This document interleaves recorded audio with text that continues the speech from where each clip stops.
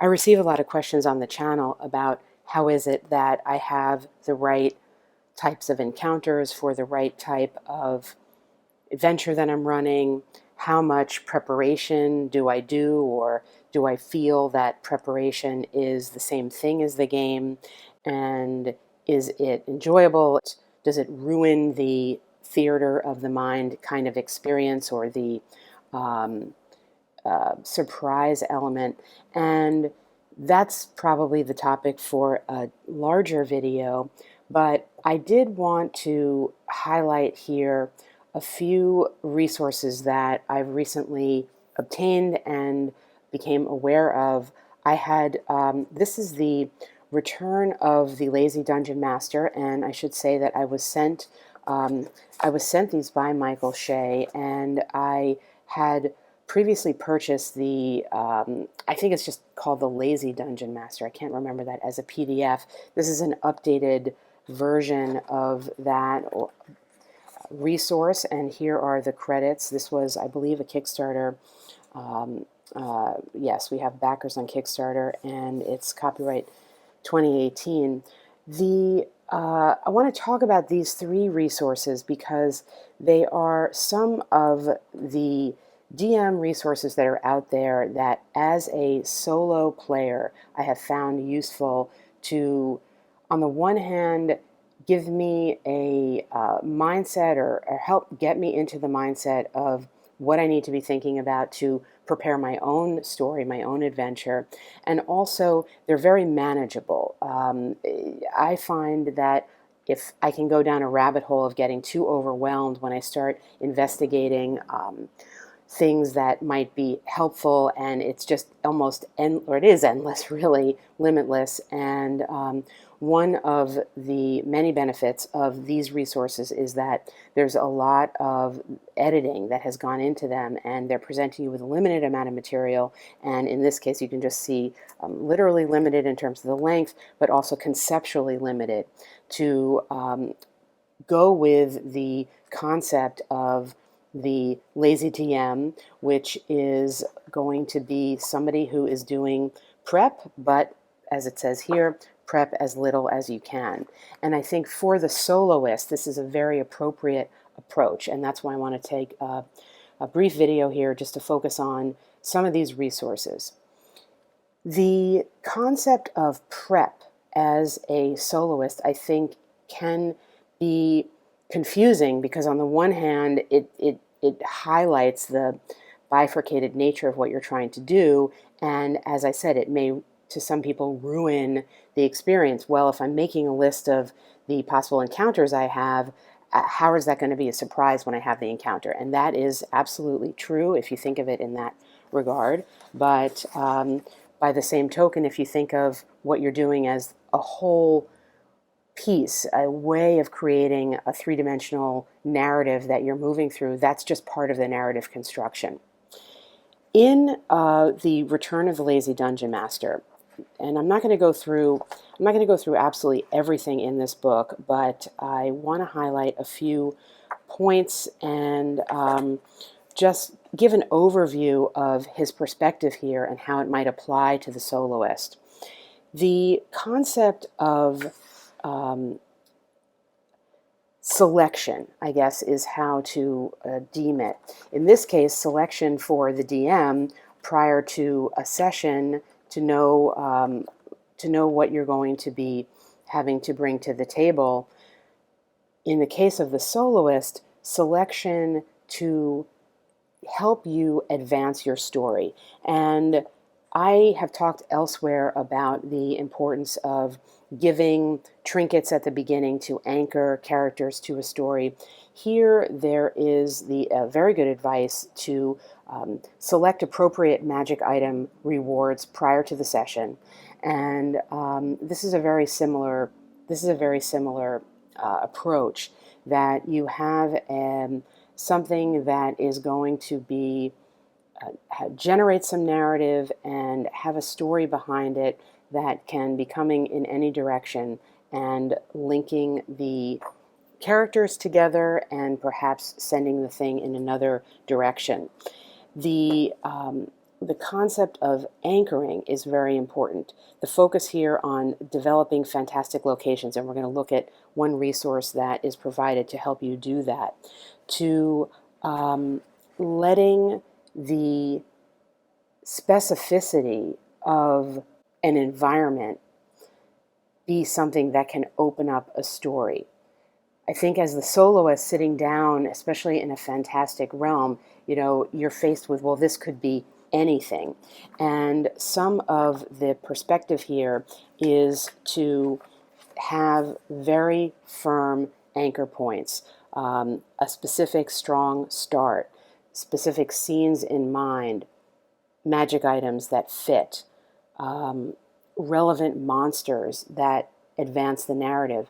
All of these things as a soloist are extremely important, because having restrictions in your story helps move it forward and actually opens things up. So for example, I realize I'm talking very generally here, but for example, and we'll just let's just look here a little bit at something. This is the Lazy DM's workbook, and it offers, I should say that these are keyed to the 5th edition, but can be modified, can be certainly used with any D20 system, but can be really modified pretty much to anything that you want to do. I mean, some of the material will be more useful than others if you do that. This, for example, how to escalate the danger level, and by dungeon level may be less relevant or harder to convert if you're not using this particular 5th edition or D20, another D20 system, but it's conceptually interesting to think about. But here in the Lazy DM's workbook, what's particularly great are this listing of lazy lairs, and as it so happens, there's 10 of them. They're not numbered, but you can, if you wanted to, just roll your d10 to come up with something here. Okay, we're going to go to a castle, and then within here you have individual places and selections. There's even a map. I often wish in books, now of course this is not the desired intent of this writer to be working for the soloist, but even for the regular GM, I wonder why when there's a listing of things like this one, it couldn't be something that's either 20 or something that could be more easily used with the dice systems that you have. But in any case, since they're numbered, you could roll on this or go to a randomizer online and come up with a number between 1 and whatever it is, 28, and simply start there. And what's given here is just enough description. So let's just look at this courtyard well. It gives area aspects. It's a deep well. There's a river cavern below. A deep well descends 50 feet to the open cavern of an underground river. That's enough for you to start. It's very specific, but it is extremely open-ended. And I think if you can imagine yourself sitting down to the table just saying, it doesn't even matter what rule set you're using. Sitting down to the table, I want to play a fantasy session. I want to play a short adventure in some fantasy world. Where am I starting? I'm in a castle. And there's a little description here. In the castle, I'm in the courtyard, there's a well. Automatically, I think you can see how that specificity starts to open up a range of possibilities for something for you to do. And playing solo, that's always the crux of when things can go south, I think, and when you don't know what to do, because you have to tell yourself what to do. And in essence, you want the environment to be giving you clues as to what to do. So something like a courtyard well, it's automatically giving you someplace to go. If you wanted to use this map, you could as well. And likewise, we have sewers, something totally different conceptually and thematically. But again, you could imagine yourself here. If you're in the central chamber, there's dozens of drains, spiral stairs leading down, a great drop to a pool below. Now, you might say to yourself, well, obviously there's tons of these resources out there, and it's true, there are. And this is one of many, but what I find so useful about this is just the right amount of detail and just the right amount of open-ended questions, and the context of the philosophy behind doing just enough prep is working really well for me doing a solo session. If you want something even more specific, this Fantastic Adventures guide, it says short adventures for your 5th edition role-playing game, again, can be used, I think, with any system, and it provides you a little bit more of a structure and adventure and a story in a variety of different contexts. There's a village here. There is a sort of a bandit story in their lair. You've got some maps. You're given notable locations, what you might need or want to start, and then certain locations within that. NPCs you're given. Here's a Dwarven Vault. So obviously this is more of a structured story that may or may not be to your liking as the soloist. But what I find interesting, let's just take a look here at the Dwarven Vault, for example. I haven't worked on this one yet, but it gives you again, the overall structure of something that could be a one-off session. And as I've talked about in many videos, for my personal solo RPG work, I'm always really thinking in terms of just one story, just one off, because realistically, I don't carry my characters through. I mean, I might have them made up and lying around, but the way that I play and moving from system to system and generally not having 10, 12, 14 hours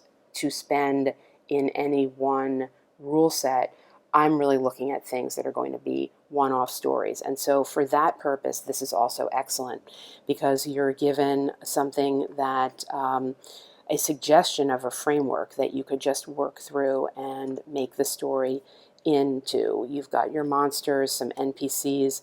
Again, you don't need to use this exact NPC, but it provides the framework for something, some suggestions of secrets or clues. Now you could, if you wanted to, 1, 2, 3, 4, 5, 6, 7, well there's 7 of them, you could simply not read them and decide at a certain point you're going to roll a d8, see what you get, so there's that element of quote-unquote surprise, and maybe it will fit with your story or maybe it won't fit with your story, but it is something that's there for you to discover if you wanted to, but in a limited way, in a very specific way, which then opens up the general.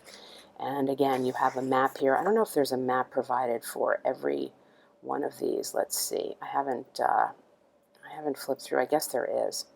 So putting these all together, the framework for understanding what it means to be a lazy dungeon master and how that narrowing a focus to really what is highlighted for the excitement and the experience, the story points, the action points, the narrative highs and lows. That approach as a soloist, I think, can take you very far because it automatically takes away, I think, some of the overwhelm that can happen when you are faced with all these amazing resources online that are, in a sense, uncurated for you. And until you're more comfortable with perhaps sorting through all that stuff on your own, having somebody present the material to you with a philosophy, a design philosophy of just doing the basics that are needed to get the story going really works in moving your own story forward and avoiding the situation where you're just sort of, I don't know what to do. Let me just keep rolling on some oracle table until I get the answer I want. I mean, there's nothing more deflating, I think, to the solo experience than ending up there. And these resources help mitigate that and, in fact, help put you in a scenario where the chance of success moving through it, I think, is greater than something that's completely open-ended and that can be very hard to feel satisfying as moving through it on your own when you're playing both the DM and the player.